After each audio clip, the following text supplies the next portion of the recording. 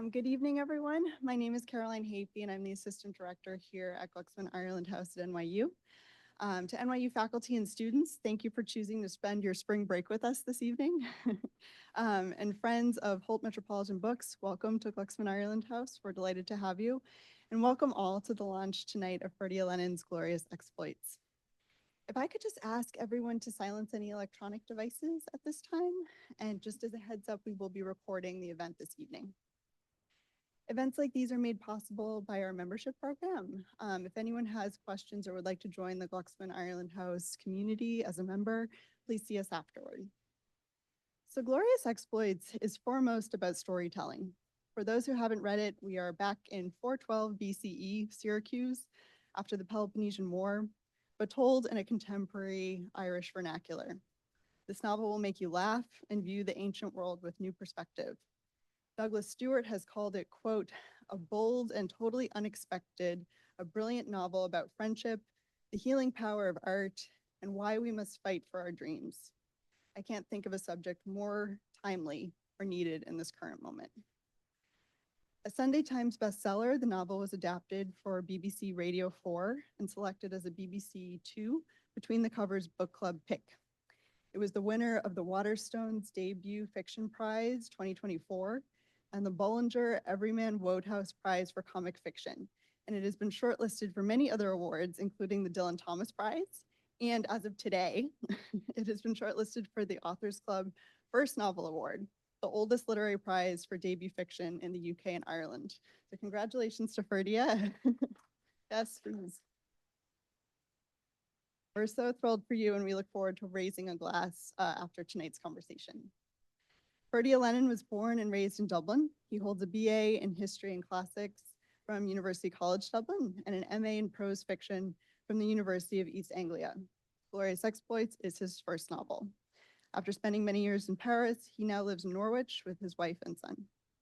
Tonight, Ferdia will be in conversation with our own Delaney Sweet. She holds an MFA in writing from Sarah Lawrence College and is currently working toward an MA in Irish and Irish American Studies at Glucksman Ireland House NYU. Her MA thesis explores classical literature in the contemporary Irish novel. She is published in The Hunger, and her chapbook Lives for Lovers was published by Bottlecap Press in 2023. So now I'm going to turn the mic over to Delaney and Ferdia. Thank you.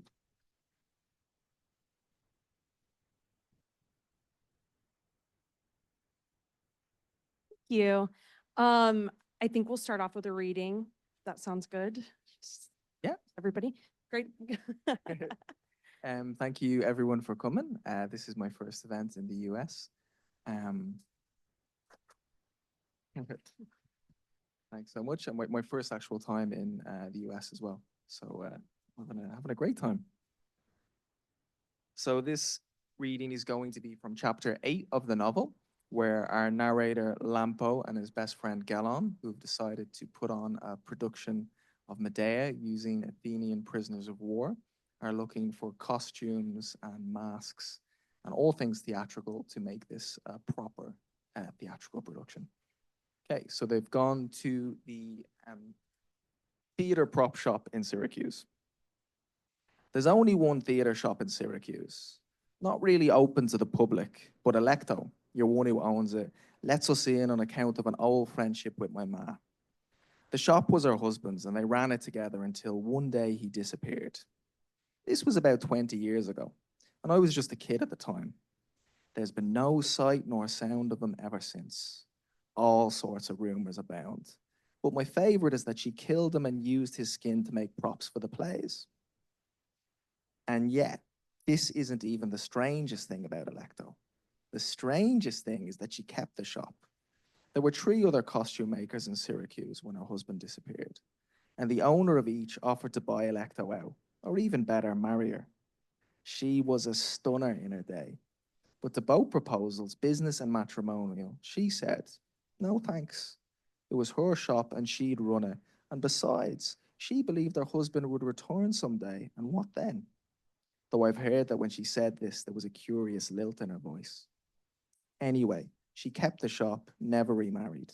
Within a couple of years, Electo's was seen as the best option when it came to fashion and all things theatrical. In 10, it was the only option. She'd driven all the others out of business.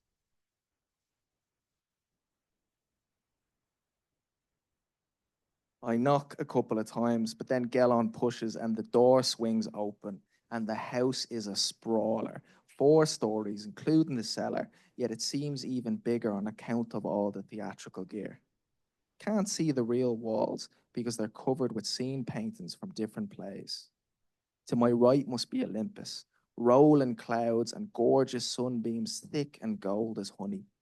To the left are the battlements of some citadel, probably Troy, blood streaks on the lime-washed brick like gashes in pale skin, and tiny archers in the towers. It's so well done. I'm almost nervous walking past it. Like if I don't leg it, I'll go the way of Achilles. Straight ahead is the best scene of all, Hades. The river Styx, to be exact. The water green and trembling, with faces and limbs rising. It reminds me of those statues out by Victory Gate, but it's more beautiful than even them. The light on the water is different from any I've ever seen in this world, and yet it seems I know it. Gelon says that's what the best plays do. If they're true enough, you'll recognize it, even if it all seems mad at first.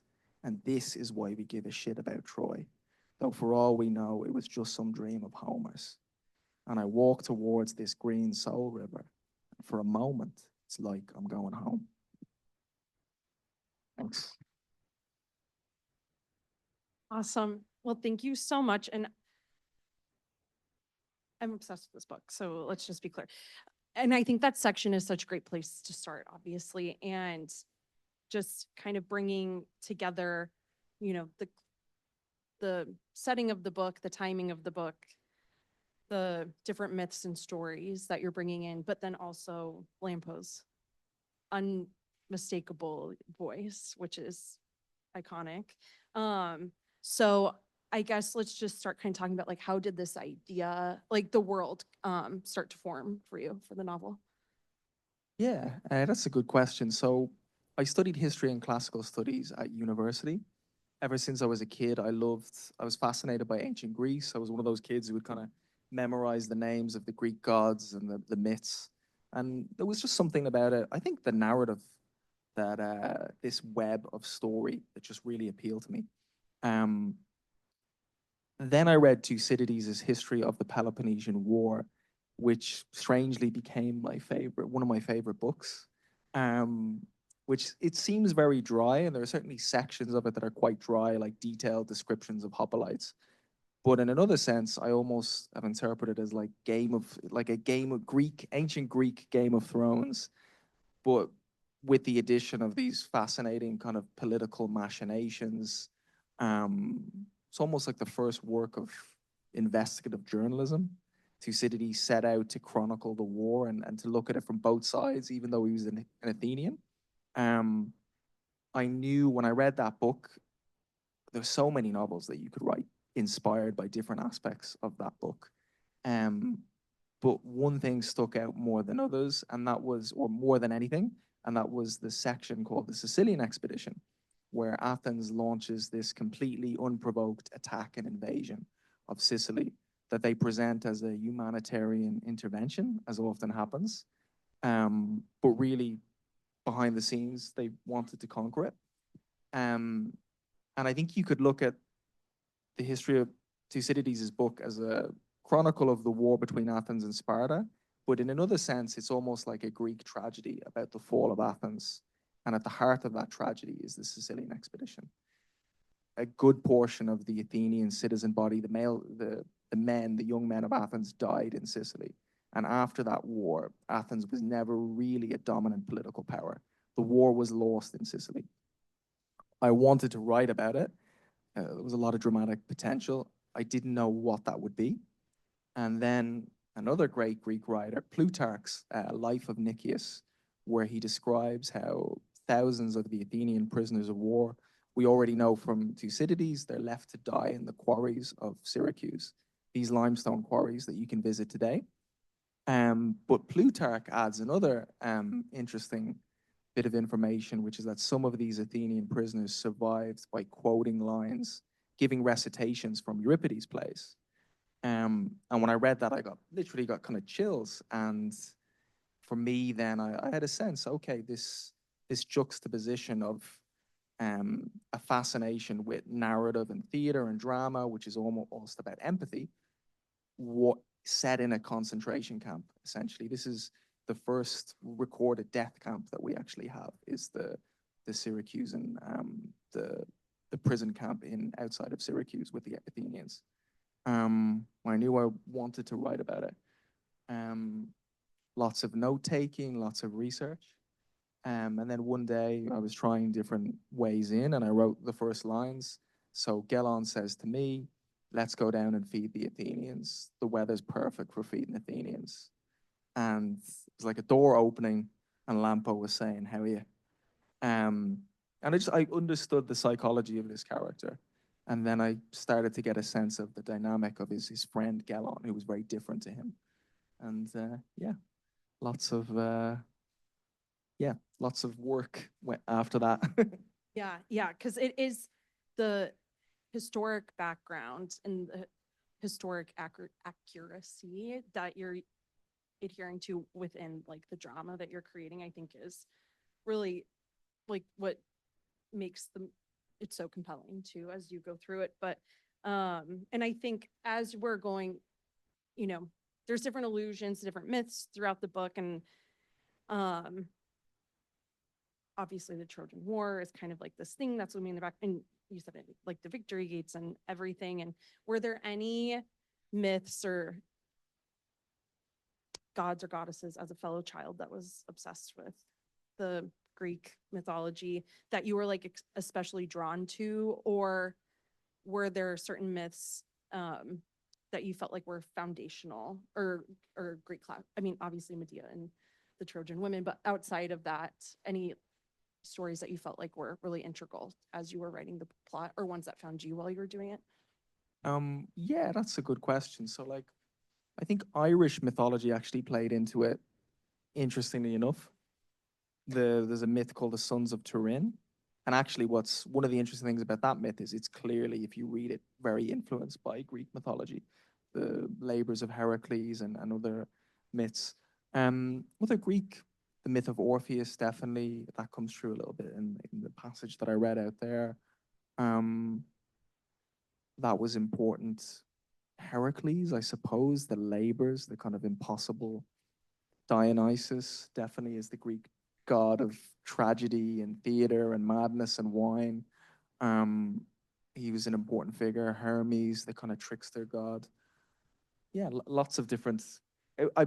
One of the preparations I did for writing this novel was I wanted to have a sense of the ancient Greek mindset, and then I would improvise around that. So I basically read all of the plays, I read all of the tragedies, the comedies, all of the philosophy, and I almost just wanted by osmosis to kind of that would come in and then it would come out through the book. But yeah, so a lot of it. Well, and I feel like that's definitely how it comes through. For me, like when Lampo's helping the Athenians out of the quarry towards the end, that felt very much like Heracles or Orpheus, like going, which I'm sure maybe was exactly what you meant to do, but it just came through without, and he's like becoming this hero in his own right by doing it. So, yeah. And I think so, speaking about Turin, is that how we say it? Turin? Okay. Turin, yeah. So he's such an interesting character in this book. I think he definitely kind of plays like a trickster, shape-shifting character to me in it, but also you kind of want to have this allegiance to him because he's helping the boys out with their plight. So as you were creating this character, I mean, you took from the Irish myth, of course, but what did you want him to I guess my question is, did you want him to be this sort of like character that you couldn't quite pin down, or more of like a mentor sort of situation, or like a proper producer, as it were? Yeah, I think he probably wouldn't do very well in Broadway. I think I wanted the reader to not really to be confused about his motivations and to be nervous. Because there's certainly aspects of his character that are quite unsavory. He's clearly pretty fascinated to the point of obsession with violence and suffering, and yet in some ways he's a benefactor and seems to sincerely help them. So yeah, I think he's a mercurial, uncertain character, and yeah, I wanted the reader to have that sense potentially of trepidation and also curiosity, hopefully. Um, so the myth of Turin was one of my favorite stories I read as a kid. It's called The Sons of Turin, and basically begins with this man who's the son of one of the main Irish mythic heroes, Lugh, and he's going home from a banquet, and he meets these sons of Turin who brutally murder him. And then on the point of the murder, it switches to the perspective of the sons, and then it becomes about them trying to hide the body and deal with that. And even as I read it quite young, and it was almost like this amazing lesson in narrative, and in that we care about characters when we know and we understand them. Because initially these characters just seem like brutal sociopaths. But then when the point of view switches and you understand their motivation, their relationships, by the end you're kind of your heart is breaking for them, and you want them to essentially get away with it. And then also I kind of years later was interested in the relationship with the Greek myths. So that was a way of bringing Irish mythology into the novel. I also like the idea that the one character who doesn't sound Irish, one of the few characters in the novel who doesn't sound Irish, is actually Irish. It's just the way of keeping it fun for me. Yeah. No, that was what I was thinking too. So that's great. And I think especially within Turin's myths, but in so many of the other Greek stories and epics that come into this book, like male relationship, like both like platonic relationships, father-son relationships, and you speak to that at one point where your Lampo says, are these people just playing fathers and sons together? And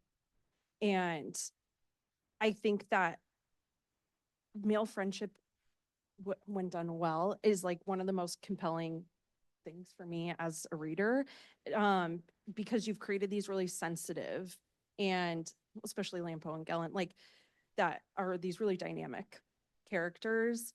And something I was thinking about with them is how much of like the Sicilian Greek culture is within their like DNA in these books, like compared to like Bitten or some of the other more violent acts that occur in the novel. And also with like Patches and his friend Filio, like how were you kind of, I guess talking specifically about Lampo and Gelon, like how were you kind of like mapping their relationship, or like mapping their like emotional sort of development, which I know is like just such an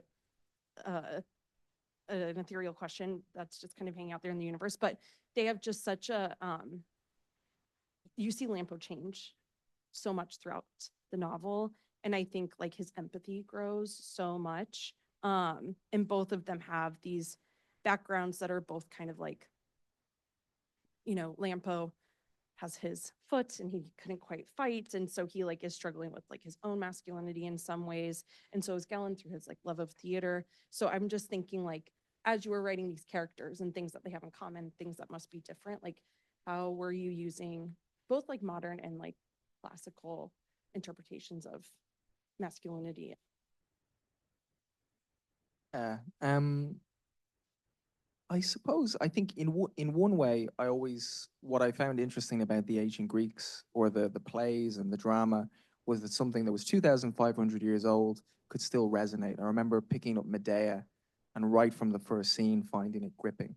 And I suppose for me, it speaks to that idea that human culture, technology might change vastly, but the human brain hasn't really changed much at all. So there's going to be a lot of these kind of basic motivations and psychological dynamics playing underneath: love, ambition, friendship, etc., etc. In addition to that, I think the Greek worldview, although it's very alien, is in some ways there's a skepticism. Especially in this period of Greek history, there's a skepticism. There's a questioning of everything. There's a questioning of the gods. Many people are believers in and religion is a fundamental part of their worldview, and other people doubt that the gods exist. And these things are debated. They're questioned. Should we have democracy? Should we have? So yeah, you're trying to find the similarities and the differences.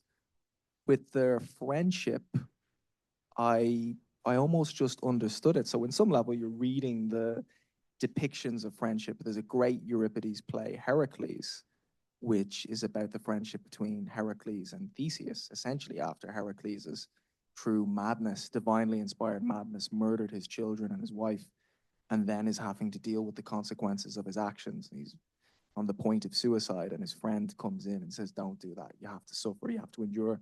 And it's a strange play because there's not the traditional dramatic structure. It almost is just this exchange about friendship, and so that in a way played into it. And then in another level, it's like a classic Odd Couple. I don't know if anyone's ever seen the movie Whitnell and I. I was chatting today. Excuse me. I was chatting today about Midnight Cowboy, that kind of classic movie. I think these things, everything as a writer that you read, everything that you watch, everything that you experience can find its way into something, into what you're working on. Don Quixote, early that.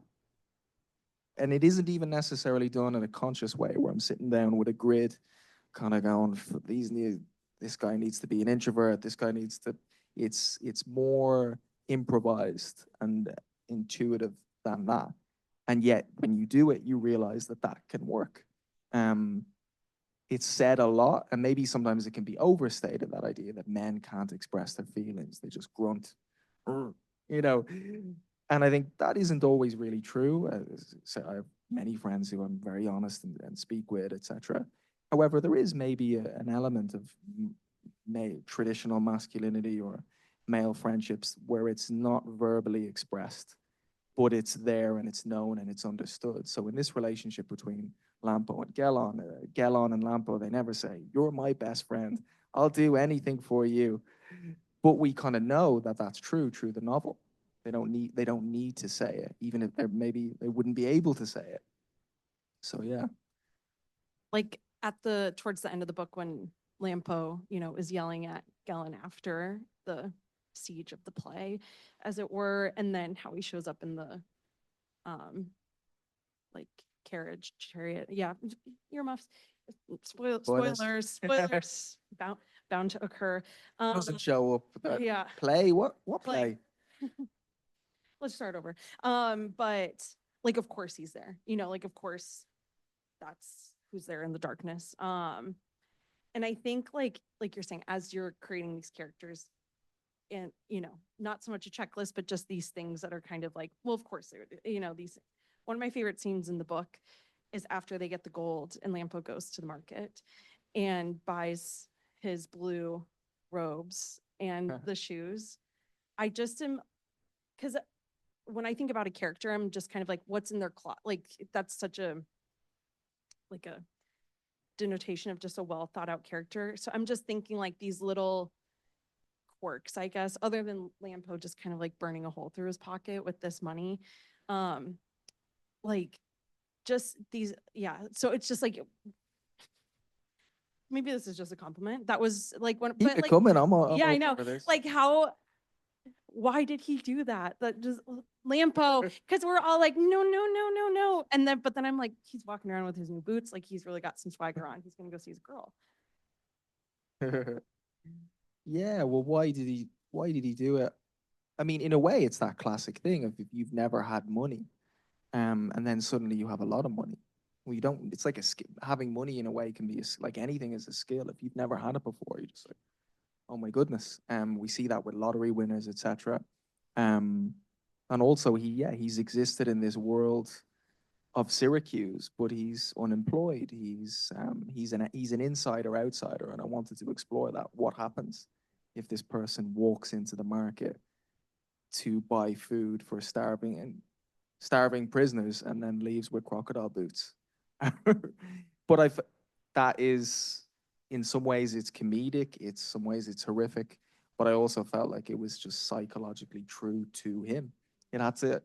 My favorite type of comedy is comedy that comes from a real credible personality, where you're watching someone behave in ways in spite of themselves, and it just, it is real, it is credible. Yeah. And yeah. Yeah.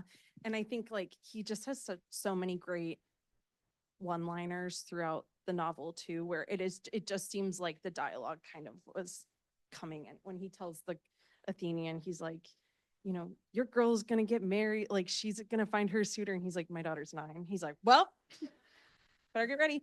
But yeah, yeah, Lampo is just so, I love him.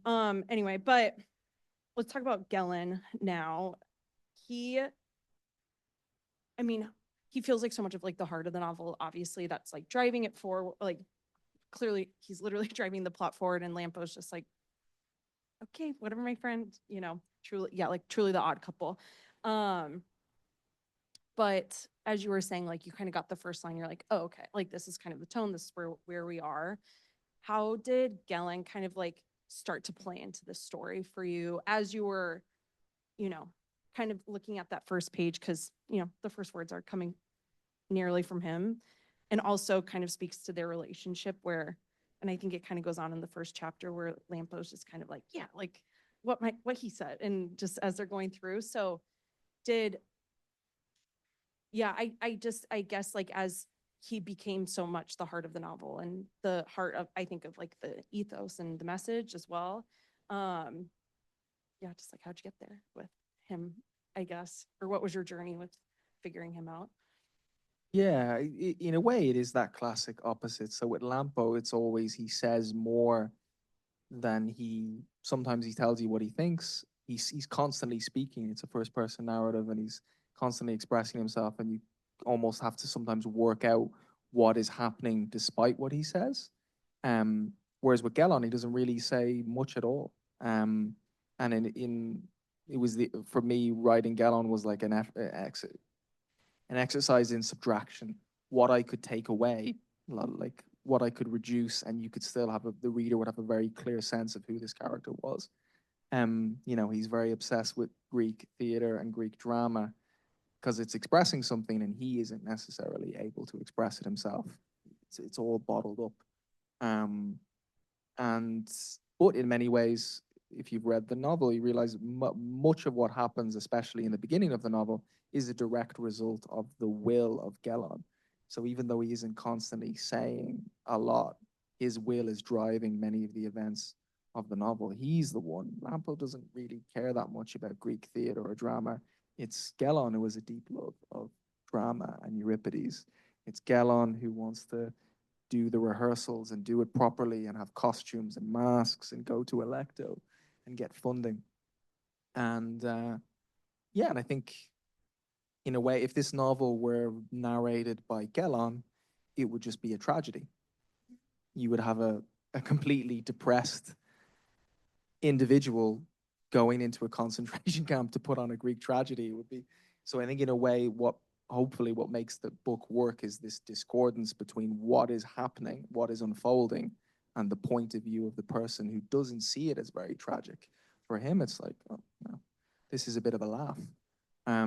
Until gradually, through collaborating with the Athenians, through knowing them and understanding them, that empathy begins to form. Definitely. And um, like as Lampo's becoming more and more invested throughout his time, just kind of like going along to the quarry, and yeah, because it has to be that, it has to be like not a full comedy, obviously, but it has, I mean, it is fun, like it is so funny throughout, and yeah, absolutely, it needs that change. And I think too, with Patches says at one point, because I think someone saying like, oh, well, Athens is about tragedy and everything. He's like, Athenians aren't tragic. Like, you know, they're people, they're people too, which I think as they're going on, and I think Lampo has that, it's like everyone's finally come together, and he kind of has these like aha moments of, you know, anagnorisis or whatever throughout the whole novel, which I think is just great because we're just kind of like going along there with him. And one of my other favorite additions to their little brigade down there is the boys that show up, and little Strabo just hurling himself off of the parapet is just so good. And I think like as those boys come in, they kind of like start to act as this like chorus, not like necessarily like they're telling you what's going on, but in a lot of the children are the eyeballs of the town, and they're kind of like picking up what's going on. But I felt like also maybe in this like strange tragicomic world that's going on, it's kind of like derivative of the, you know, Tudor culture of like TOTOR of like Socrates and Plato, and you're creating these lineages. And so I think like as these boys are coming in and we're thinking about like how are people like contributing to the like story, like capital S, did I guess like towards the end of the novel, say spoiler, but like so this is a question. What I'm really gonna- children? What children? But Gelon, Lampo can't read. Lampo's illiterate, right? So I think, but having these boys, then Strabo be able to read and write, and having Gelon seems to be able to read and write. I mean, this is like one of the questions that has been, I find most curious about the book. It's just like, why make that choice? I think maybe part of it's like the oral history of it all and stuff like that. But when did you make that choice to have him not be able to read in them? I think it was just based on what his job would have been. He would have been a skilled worker as a potter, but wouldn't very likely have been able to read or write. Gelon is someone who had a greater aptitude for it and was more fascinated by it right from the beginning. And so he takes steps to be able to do it, to teach himself this skill and to learn the skill from others who have it. Whereas Lampo that's not who he is. Now, if he was born in a different society, I'm sure he would have been able to read or write. But he's not, if not impoverished, he's certainly in a financially vulnerable position. He was born into it and he continued in that situation. So he's mostly just trying to earn a living. And I think it's interesting in a book that's very much in one sense about language and about the written word and about how art or how narrative or literature gets passed down and how it might survive. For the person who is telling us this story, not actually to be the person who's written it down. It just felt right when I did it. It's one of those things some things in writing from the beginning, and in other things you discover it, and then you have to then read it back over. And was that a discovery or was it a mistake? And I felt like it was the right choice. Definitely. And yeah. Yeah, I agree. It was the right choice for the novel. And because the whole story is predicated on oral tradition. Like if, they didn't bring these plays, especially the Trojan women, to the quarry, like how would they even know? Like, and they're putting them together and they're making up parts of it, which is exactly really how it went down. Exactly. The versions of these plays that we have, they were written down eventually, but what was written down? The version that the actors knew, like Shakespeare's First Folio that was compiled by the King's Men and the various actors, are they exactly the words that Shakespeare wrote? Probably pretty close. I'm sure there's going to be a few additions, but that's just what we have. Now it's in the record. And certainly that will be the case with Euripides. Another interesting what survives. Euripides' most popular play at the time was Telephus, which is a play that's completely lost to us now. Medea actually came third in the dramatic festival of Dionysia. It came last, but that became his most popular, famous play. So it's interesting what survives, what is lost. It was a very oral tradition. The singers would go around with these epic, with the Iliad and the Odyssey in their head. They just carry these plays around. And actually, there's an interesting documentary about the Iliad. And at the time, they were kind of, could someone actually remember a 12-hour or 15-hour epic? And actually, at the time, the only people who could still do that to see if it was possible were in the west of Ireland in these old Irish poems. And this documentary was from the 80s, so the people who could do that are probably maybe gone now. But yeah, it was the oral tradition, the Greeks and the Irish. Yes, yes, absolutely. Yeah, what I think one of my favorite parts in the book is when the singer is outside with his legs and the rope and everything, and how Lampo's going on and on about how, he's just some guy on the street, but he's singing this beautiful poem. The emotion always comes upon Lampo. I love it. But that scene too felt very, it may be like I'm placing this upon it, but like it felt very like Beckett to me in a way, especially with the rope. And Lucky comes along and says his sad tale with his rope. And were you looking at anything like that? Or am I saying a little bit, or what do you? No, I mean, I think Beckett, I love Beckett, and I'm sure that fed into it at some level, just that bleak humor in the midst of a situation where there normally would be no humor, existential absurdism. I mean, who did it better than him? So maybe in that scene, I can see definitely, yeah, me and Beckett.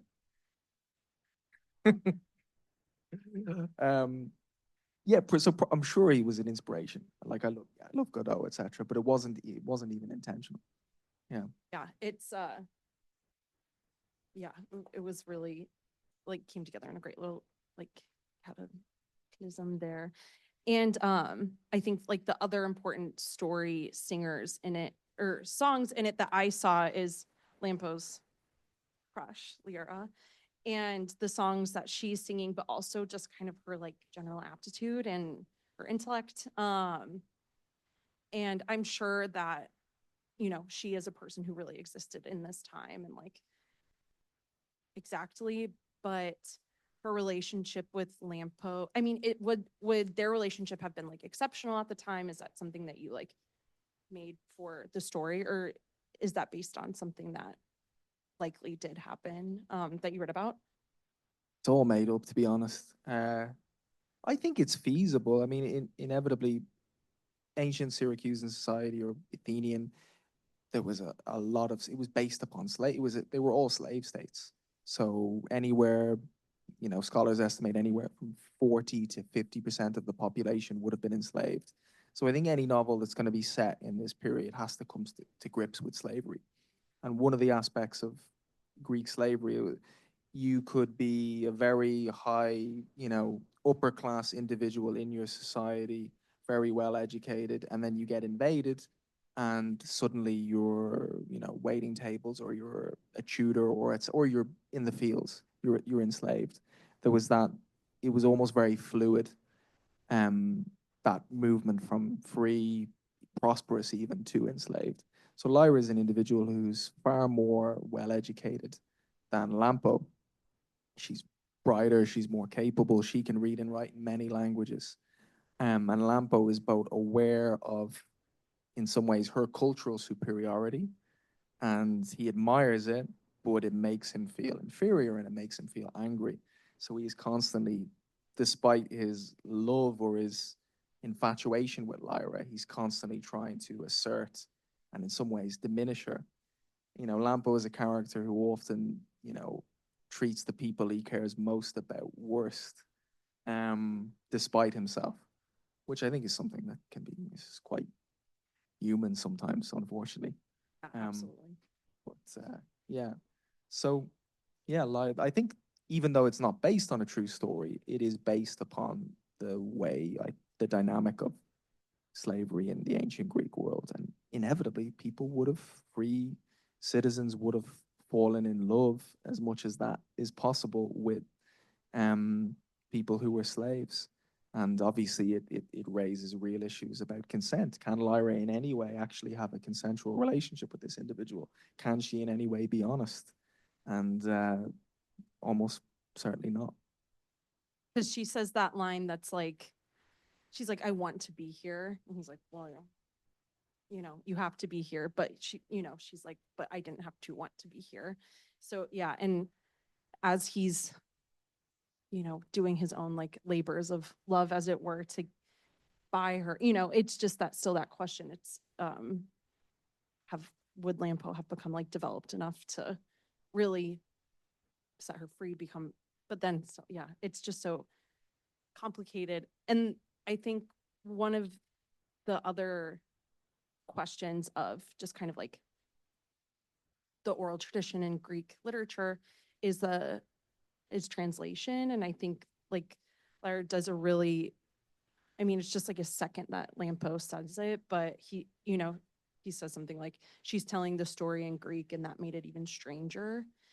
And I don't have any Greek or anything other than English, but you know, translation is such a big complication within bringing Greek literature into today. And I think, I mean, your novel too feels like a translation in a way, bringing it into like incredibly modern vernacular. That is fun and not just like trying to replicate their diction. So just, did you have, like, what role did translation play in your thought, or as you've gone through your study, like in the classics and everything? Yeah, I mean, for me, the novel was an imaginative translation. I couldn't write the book in ancient Greek. You know, if I were to do that, you know, probably the audience would be smaller. Um, and it's impossible. But what did an ancient Greek unemployed man from 5th century BC Syracuse sound like? We don't really know, actually. You know, what we do have recorded is often the words of the elites. The closest approximation is probably Aristophanes' comedies. They're the only, you know, books written in the classical period, set in the contemporary period about the ordinary people. And what you see there is they're very bawdy. There's a lot of swear words, there's slang. And modern translators have realized if they're going to capture the spirit of that Greek, they can't just use the more formal language you might find in a Euripides tragedy or a Sophocles tragedy. So for me, this was a translation, a playful translation, but I wanted it to, in some way, have a logic. I wanted it to have a logic to it. And I feel like if I'd written this novel and the characters sounded like they stepped out of a George Eliot novel or Downton Abbey or Dickens, people will be like, oh, he's clearly done his research. Because there's just, yeah, there is almost that expectation that characters will sound like ancient characters, specifically from the classical world, will sound like they're from a British period drama. What I've done seems anachronistic, but I would say it's no more anachronistic than other depictions. I think in historical fiction, the David Mitchell wrote about that. There's a tax you can take, and one is Bygoneese, where every character just sounds like a slightly more archaic version of English. And a lot of great historical novels are written in that way, and it does the job. But I felt this would jolt the reader. It would be unexpected. And yet, if you thought about it, there would be a point, there would be a logic. These characters don't know they're in a work of historical fiction. And you're trying to create the sense that they're inhabiting their own present moment, completely unaware of what's going to happen next. And then you have the Irish voice. Sicily was an island that had been colonized a few hundred years before the novel is set. So to me, it made sense that the version of English that they would speak would be a little bit different in the way that Hiberno English is a bit different. So yeah, there's a few things at play, but it is, yeah, it's a translation.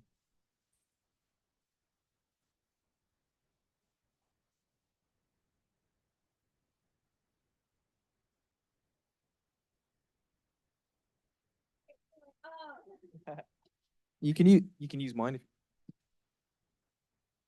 So yeah, it's dead. Oh my God. Sorry, I thought this one died too. But I just want to speak about the end of the novel briefly. Yeah, well, earmuffs. So the end of the novel, we get taken to Athens, right? The night before Euripides' exile, right? And so I just have to read it. The last line of, I'm really sorry, but we must speak about it. We must speak about it. But because I think that the last line is one of the best lines I've read that really just kind of like sums up the magic of reading. And I think that like all of us who love literature, you know, had a deep relationship with literature and reading growing up. But, you know, he says, yet he reasoned, perhaps in the end it was fitting, for his master was ever in love with misfortune and believed the world a wounded thing that can only be healed by story. And I think like Caroline said at the beginning, like, this is, you know, we need stories, but also what I think comes together in the end here is the communities that can be brought together by story. But I think then my question is, why bring it here? And maybe why not end it with Lampo, who we've grown to love throughout these 200 some pages? But just, yeah, just like what was the impetus for adding this on at the end here? I don't know. It was almost the beginning. I had two things when I wrote this novel. Athenians in a quarry performing Euripides to save their life, and an Athenian who had been saved by performing Euripides returning to Euripides to tell him. And that was also in Plutarch. So Plutarch lets us know some of them survived in the quarries by these recitations. And of those tiny few that did make it back to Athens, some would actually go to Euripides' home and tell him. And I was also aware that Euripides left Athens for the kingdom of Macedonia, because apparently he was so upset and angered at coming last, being slighted again in the dramatic festival of Dionysia, probably losing out to Sophocles, as often happened, that he was like, all right, enough of this. I'm going somewhere where they appreciate me. And I wanted, it was a way for me to give the reader, to honor that inspiration, and also to give the reader a little bit of a sense of what might have happened afterwards in Athens with some of the characters that you'd followed. Yeah, definitely. All right, so we will turn it over to the audience for Q&A. Yes. Terrible. I'm sorry. I'm terrible with names, so I don't remember the name at all. But the name of the wealthy owner of the ship, Turin. Yeah. Turin, right? You said that he was inspired somehow by Irish mythology, and I only got a very tiny bit of that. So I was wondering if you could elaborate on that a little bit. Just in what regard was he a character out of Irish mythology, and more importantly, what was the place of his? Because his I must say that when I read the book, I found his role to be something, you know, it was interesting, it was fun, but I didn't really see where he fit in at all. So that mythology, I just said that because I thought it sounded good. No, so basically Turin is this, presents himself as a collector and his motivations are never clear. But he lets us know that he's traveled around the Greek world. He's also gone to India. He's been to Persia. Yeah, his crew are a bunch of thugs. So in the myth of the sons of Turin, the characters, in order to pay for this almost blood price because of the murder that they've committed, they are sent to collect these objects. And they travel to Greece, they travel to Sicily, they travel to Persia, and they're always in disguise. And also that myth is clearly, if you kind of read the whole myth, it's clearly inspired by Greek mythology.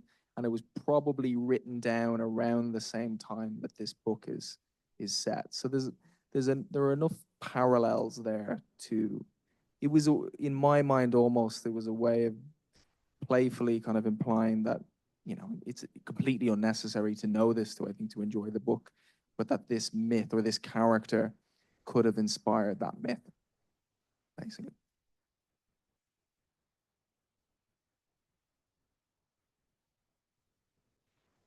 So yeah, I haven't finished the book.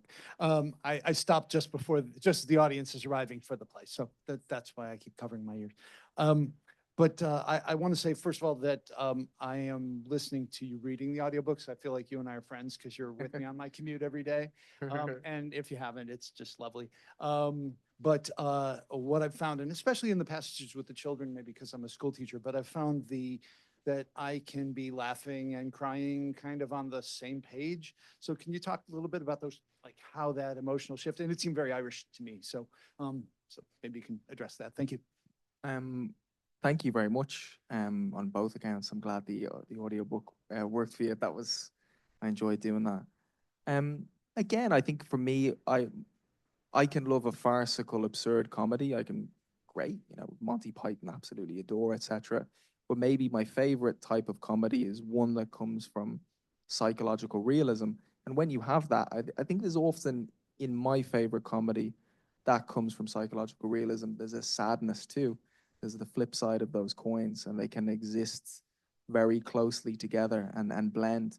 And so thank you very much. I'm glad, because I found obviously that the scenes with the children, I think, are pretty sad as well.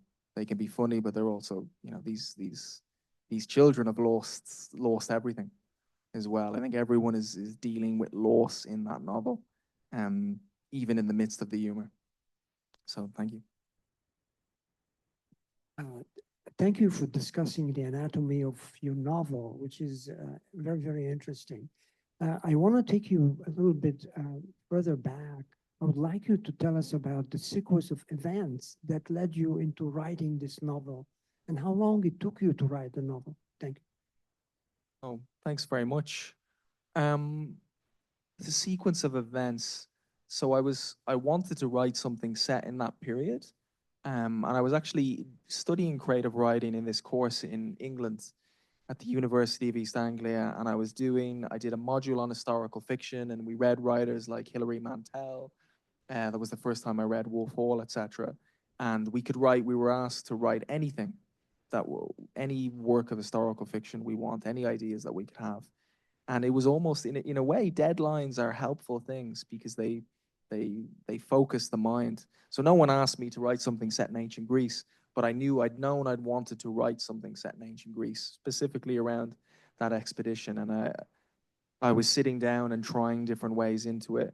I actually had a few different ideas, one from Herodotus, one from Thucydides and Plutarch, and that was the one that came to life most. It took me a while, to be honest. Took about there were breaks in between, but from the first line to sending it off was probably about 6 or 7 years. I wrote other things in the middle of it. I was working, etc. So it wasn't just working on this book for that whole time. I did a lot of research. I went to Sicily. I went to Greece. I went to the quarries and walked around the quarries where the novel is set. You can visit them today. So yeah, it was a long old process. Thank you. Thanks for the question.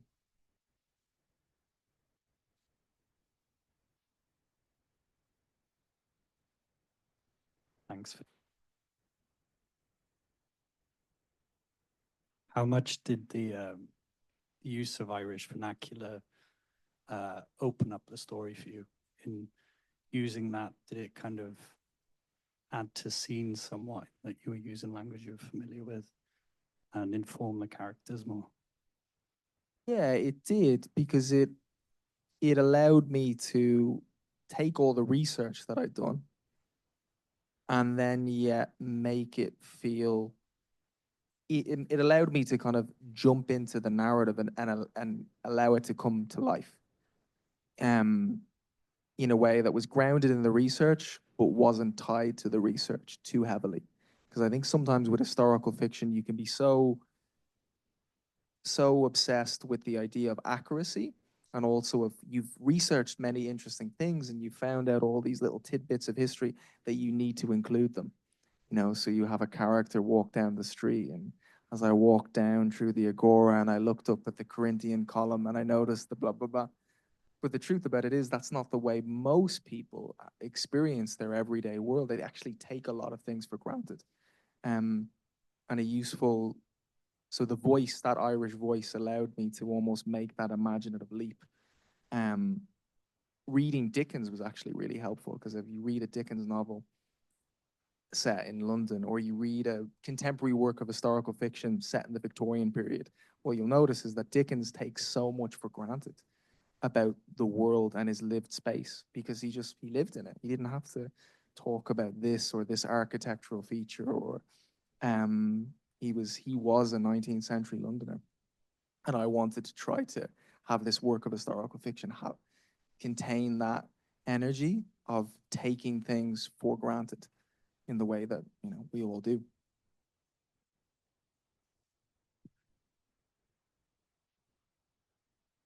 Hello. Oh gosh. Sorry to stay on the vernacular. I know everyone's a little obsessed with it, but it's so fascinating, and I think it makes the book feel so accessible for, you know, in a way that I'm not sure I would read about the Peloponnesian War. I think you're a born novelist to know that you read Medea and you were riveted, I think you said. I was like, that is amazing. So my question really is just like, it was beyond the vernacular for me. These were like lads going down the pub, like the Hardy Bucks nearly or something. They were so accessible, and it struck me as really a brilliant decision to use that vernacular. And so I'm curious if that was a choice you made on purpose ahead of time, or if it evolved accidentally and then you were like, yeah, I'm just a genius, I did that on purpose. Second, I was I was trying to find a way into it, and it would sometimes came out quite stilted. Or I don't want to write about the Peloponnesian War, it's very serious.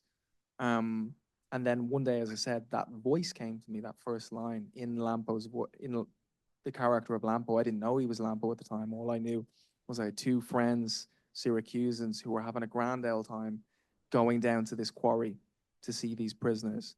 But in that way of, what was it, E.L. Doctorow talked about how you can write a novel. It's like driving in the dark, and you can only see your lights going a few feet ahead, but you can make the whole journey that way. And certainly at the beginning, I didn't know a huge amount. It was somewhat improvisational in the mix of the research. However, I did, you know, realize, all right, these guys sound like contemporary Dubliners that I grew up with. Do I back away from this, or do I double down? And I made the choice. I'm going to double down on this. This feels right. And I was thinking of the history of Sicily, the waves of colonization, just the fact that it felt more, the voice had more vitality than when I was doing it in the third person. I'd never read that before. I'd never read, you know, Dubliners in ancient Athens, but yeah, it made sense. Thank you. I'm glad to hear it worked for you. All right, so that's all the time we have for questions. Let's give Ferdia another round of applause.